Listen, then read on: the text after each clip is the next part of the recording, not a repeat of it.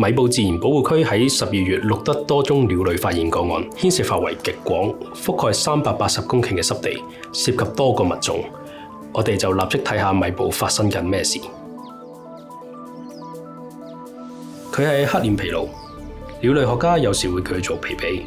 佢有一個琵琶形嘅匙羹嘴，加埋一副 poker face， 天生黑臉又琵鷺，所以學者都統稱佢哋學名做黑臉琵鷺。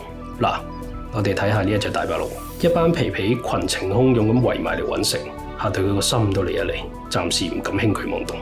另一隻大白鷺同隔離高大威猛嘅蒼鷺兄僵持咗不下數十秒。蒼鷺兄全身蒼灰色，黑色嘅頭頂戴條小辮子。佢哋一直對望，喐都唔喐。不過話說，依家都只係香港時間朝早7點鐘，大家都可能未瞓醒嘅。又返嚟天生黑面嘅皮皮，成班左搖右擺起勢揾嘢，好似金屬探測器咁。佢哋個匙羹嘴又確實有好多感應器，不過都只係攞嚟揾蝦仔魚仔啫。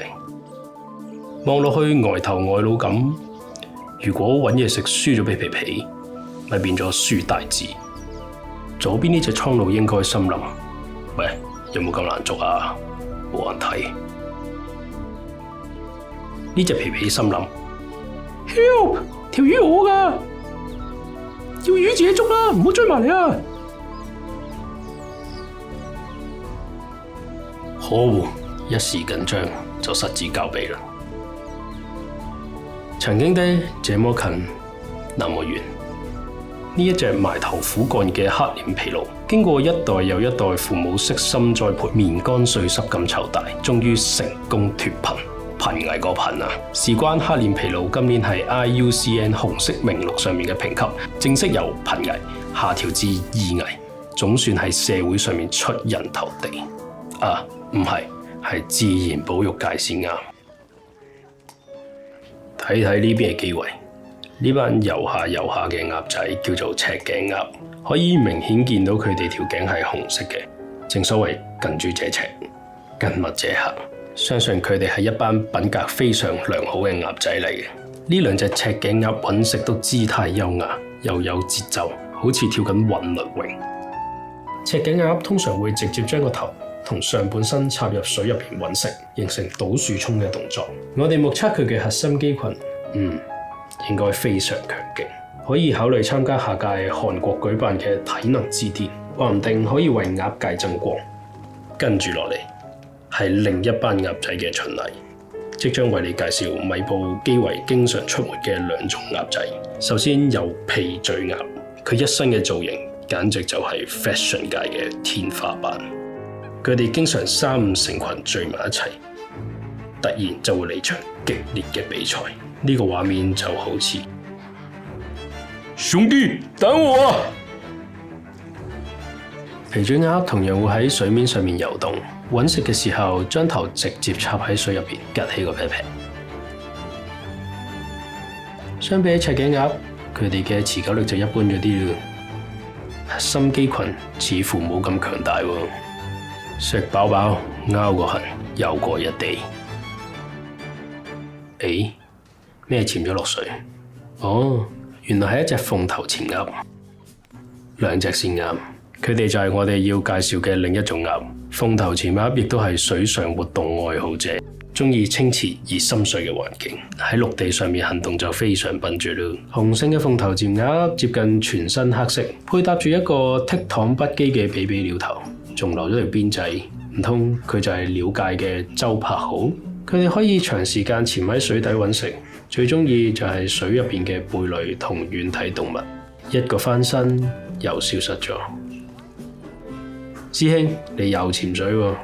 佢成日神出鬼沒，夜晚晚撞到佢一定會嚇親。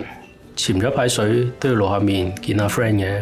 佢哋咁鍾意玩薄哩哩，仲要養起唔少水花。有鳥類愛好者就將佢哋呢個行為形容為水性楊花。誒？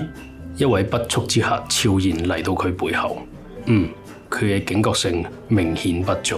呢個行為其實係可以解讀嘅。除咗揾食嘅時間，鳳頭潛鴨日頭大部分時間都處於半睡半醒嘅狀態。相信咁遠飛嚟米埔又真係有啲攰嘅。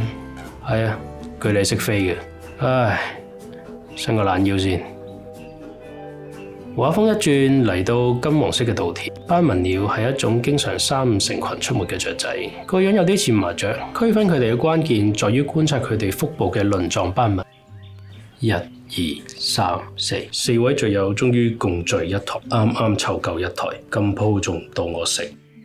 斑紋鳥除咗常見於稻田，仲會喺草叢、蘆葦沼澤區見到佢哋嘅蹤影，警覺性非常高。家陣都只係晏晝時間，已經上演緊東張西望。斑紋鳥最主要嘅食糧係禾本科植物嘅種子，例如稻米。哦，即係食飯啊！接，睇到我都想開飯。呢隻就相當靈活。斑紋鳥嘅喙短而精幹，呈錐形，顏色多為灰黑、淺啡，就好似一把精巧嘅鉗，可以快速剪碎稻米。奉勸大家千祈唔好同佢嗌交，口齒伶俐嘅佢，挑戰者必然未戰先輸。這是水牛，那是牛背鷺。牛背鷺同水牛經常互相利用，好聽啲，互利共生。牛背鷺唔似一般嘅鷺類咁中意食魚，佢哋中意食蟲。自以為聰明嘅牛背鷺，經常會喺水牛散步食草嘅時候，食泥土鼠出嚟嘅昆蟲嚟個漁人得利。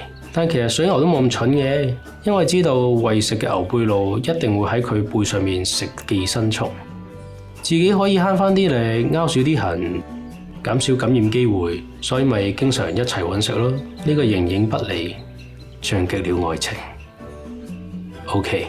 但我哋觀察咗成個下晝，都冇見到牛背鷺企喺水牛嘅背脊上面，可能嗌咗交。如果我有多根稻草，你會唔會同我一齊走？師兄，我食蟲㗎。呢個對話就彷彿自動浮現喺我腦海。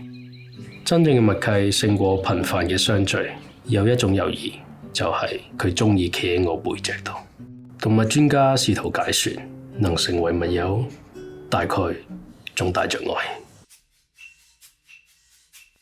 有趣嘅動物奇聞，下次有機會再同大家報道。拜拜。